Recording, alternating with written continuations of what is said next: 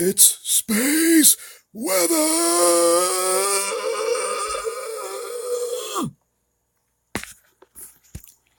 Looking at the solar minimum sun, 304 angstroms. No sunspots. Got some coronal holes. We got filamentary activity. We got a small uptick in the solar wind density. Going to look at all the data. First, let's look at some plasma filaments. See, the eastern limb's pretty active. Some little plasma tornadic events going on there. Also, there's some filamentary activity on the southern portion of the sun, right in here. There's a filament on there.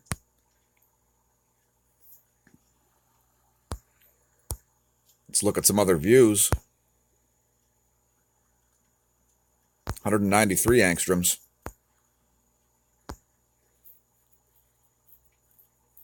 Coronal holes galore. And there's even another one coming in right here.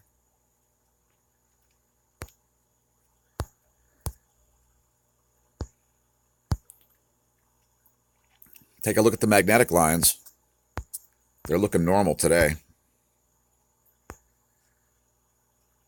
Well, as normal as they get with that many coronal holes, at least. See all those squiggly lines?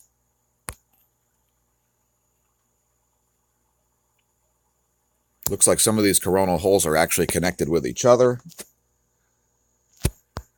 Not sure if they're connected to the Earth yet. We'll get to it. Looking at the earthquake situation, last 8 hours, actually pretty quiet.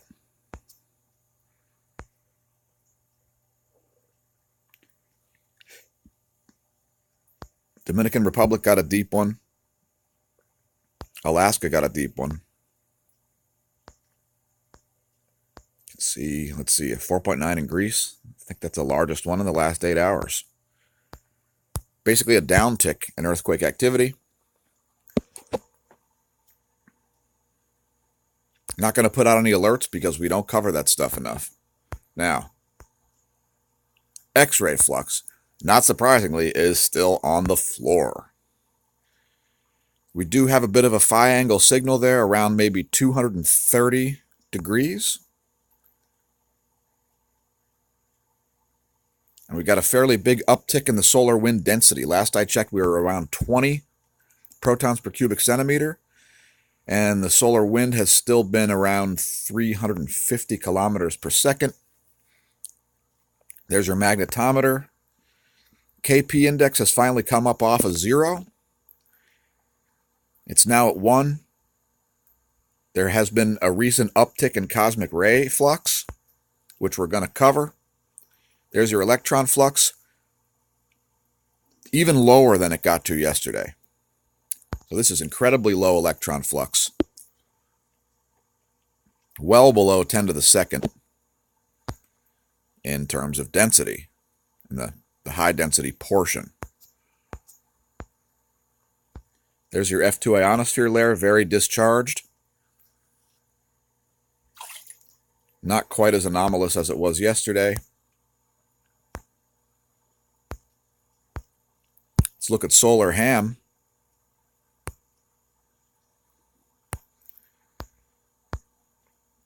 They got the magnetogram right on their main page. The only real spot of magnetic complexity is right here. I'll zoom in even farther so you can see that. Still not a sunspot, but there's some field mixing going on there. Let's cover real-time solar wind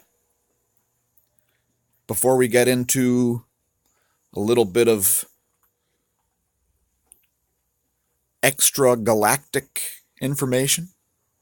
I'm going to talk about one of our galactic neighbors after the solar wind loads. There's your current solar wind data. Phi angles at about Actually, it looks like it's gone up to about 315. Now, that could be that northern coronal hole on the North Pole, or that could be, that could be no magnetic connection. Got to keep an eye on that phi angle there. Solar wind density has actually gone up to 22.48 protons per cubic centimeter. Solar wind density 340, not very high. And the uptick in density is probably the predecessor to the incoming solar wind stream. A lot of times the wind stream creates a shock wave in front of it, so you get a density spike, and then when the main wind stream shows up, you get a speed increase, and the density will drop back down to a more normal level. Let's talk about our galactic neighbor, Messier Object 31, otherwise known as the Andromeda Galaxy. It's about 6 times as massive as the Milky Way. I think that's right. 6 times as massive? Let's see. Anyway, links to the article. Astronomers predict that this galaxy will collide with the Milky Way and form one giant elliptical galaxy in a few billion years. Here's an artist's rendition of what the final product will look like in a trillion years. Most people think it'll be elliptical, not spiral, so I don't know what he's talking about, but whatever. The Andromeda Galaxy is also the most distant object visible to the naked eye alone. However, you need a very dark night away from city lights and so on. Here's a composite view, which is showing us radio and X-ray, I think.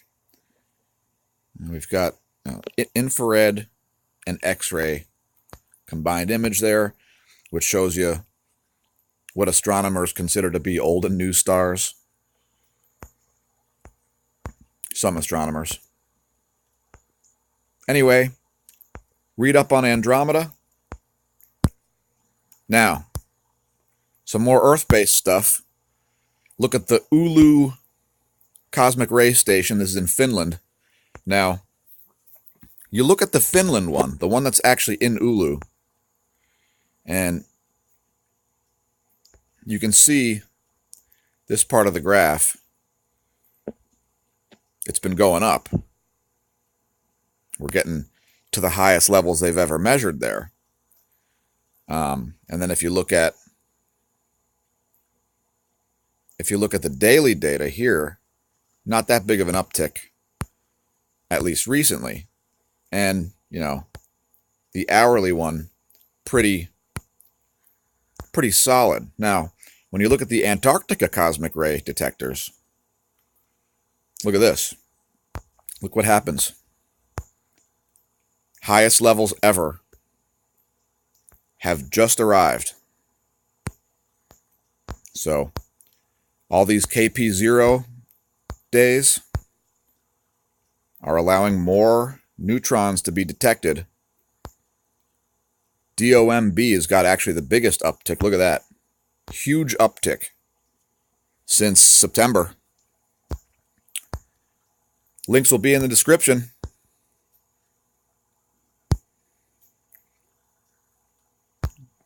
Back to 171 angstroms here.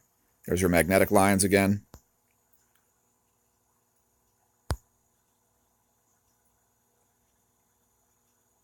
I think that phi angle is actually from this North Pole coronal hole, but we'll see if it produces a real signal or not.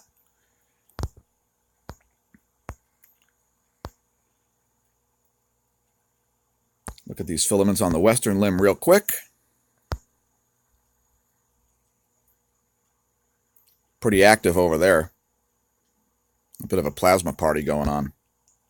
In any case, thanks for watching. More videos daily. Please don't forget to like and subscribe. We'll be nerding it up. Thanks for watching. And when you're getting blasted with cosmic rays, don't drink. And if you drink, you're going to get blasted with cosmic rays anyway.